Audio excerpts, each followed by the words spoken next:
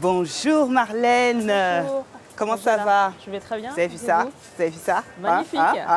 Ça vous plaît? Beaucoup, énormément. Ça vous va plaît? très bien. Vous savez pourquoi je fais la belle? Vous savez ce que je porte là? Eh bien, c'est un tissu qui a été fabriqué par Madame Marlène Dans l'été ici présente. C'est ça?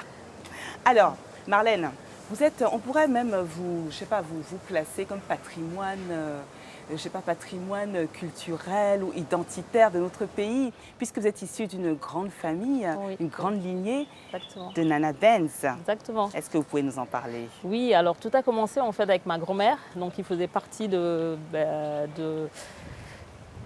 Nana Benz, Oui. donc qui était là dans les années 60, 70, 80. Oui. Donc elle a baigné dans cet univers du wax. Elle a insufflé sa passion donc à ma mère qui a repris le flambeau dans les années 90. Elle a fait de la psychologie, mais quand elle est venue, elle a donné des cours et après elle s'est laissée entraîner par ma grand-mère qui lui a fait découvrir tout cet univers fort inspirant. Donc elle lui a emboîté le pas. Et ensuite, ça a été mon tour, en fait, quand je suis rentrée de Paris. Voilà. Donc au début, j'étais pas du tout, puisque moi, c'était les ressources humaines.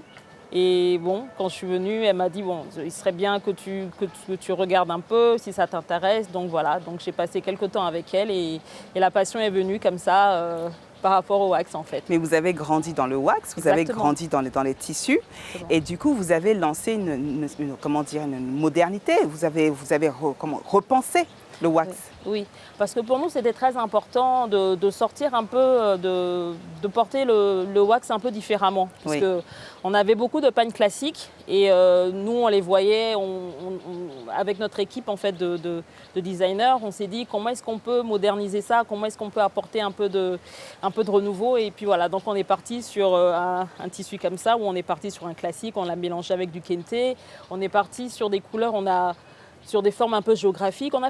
On s'est pas mal amusé avec les motifs, avec les couleurs. On a osé des tendances. Bon, certaines sont très bien passées, d'autres un peu moins. Mais bon, ça permettait un peu de sortir du lot, de déjà concevoir ses propres dessins. Parce que la plupart des dessins, soit se faisaient tous en Hollande, ou soit carrément tous en Chine.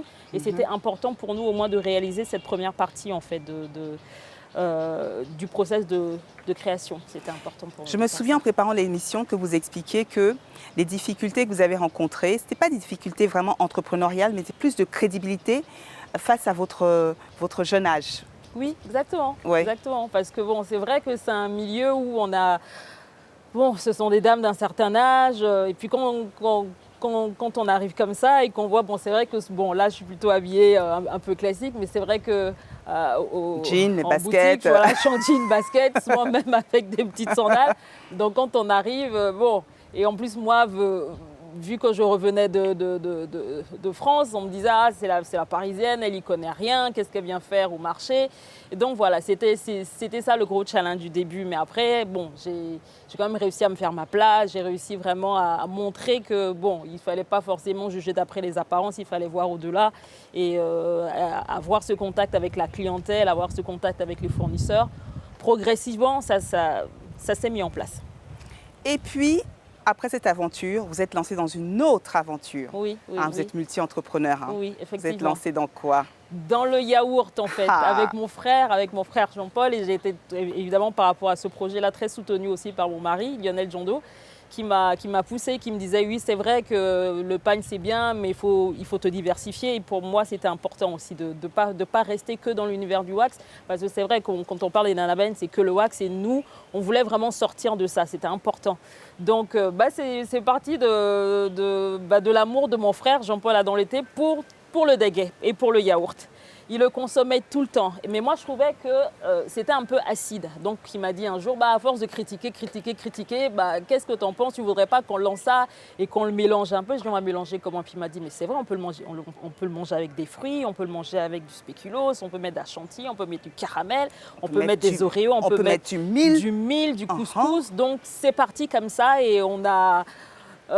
mis en place un petit atelier de production et on fait tout sur place, on fait les yaourts nous-mêmes, tout ce qui est mil et tout. Et voilà, c'est comme ça que l'aventure Vadou a démarré. Je crois que c'était en mars 2018 Et depuis, on est là en fait. C'est une grande Oh aventure. là là. Mais moi, j'adore les yaourts. J'adore vos yaourts.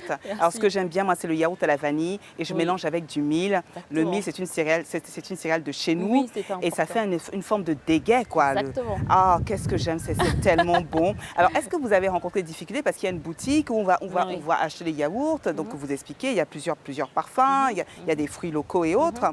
Mais donc, il y a du personnel. Oui. Vous gérez du personnel. Exactement. Comment ça se passe avec vos équipes? Ah là là là là là là. J'avoue que quand on a commencé l'aventure Vadou, moi c'est l'aspect ressources humaines qui a été très difficile par rapport au marché où tu as la boutique. Si les vendeurs ne viennent pas, tu es là, tu peux vendre toi-même.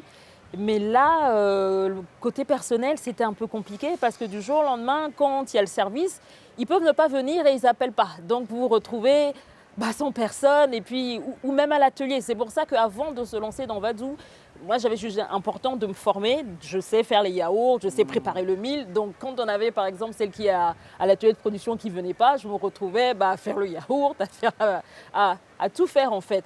Aidé de mon frère, on s'est retrouvés des soirs, on finissait tard, ma mère nous regarde et dit « Mais qu'est-ce que vous êtes en train de faire ?» On dit « C'est une passion, on va le faire. » Donc c'est vraiment ça, c'est l'aspect humain en fait, c'est l'aspect par rapport au personnel. Donc on a essayé de discuter, de les fidéliser. Là, on commence à avoir une équipe. Là, depuis 1 an et demi, on a une équipe qui est stable. Gloire à Dieu, on croise les doigts, tout se passe bien pour le moment. C'est juste le côté personnel qui est un peu difficile. Bien, écoutez, Marlène a dans l'été John Doe. Je n'ai pas dit John Doe tout à l'heure, donc je me rattrape. Marlène a dans l'été John Doe. Mais oui, parce que monsieur, quand même, c'est important. Hein. Ah là là. Ah là là. On est en Afrique quand même. Hein. Je vous remercie vraiment d'être venu. Vous savez, cette rubrique est une des rubriques que je préfère parce qu'on aime recevoir des femmes inspirantes, des femmes qui entreprennent, des femmes qui sont fières d'être africaines et qui valorisent les produits de chez nous. Oui, donc merci pour ce que vous faites. Merci à vous. Merci pour mon ministère de l'Intérieur parce que vous lui faites bien plaisir. Merci à vous. Et en parlant du ministère de l'Intérieur, tout à l'heure avec chef Olivia, on a, elle a commencé une petite recette de burger avocat tomate que je vais aller déguster avec des enfants là. Donc je vous quitte et je vous dis à bientôt. Merci et à très bientôt. Merci, au revoir. plaisir.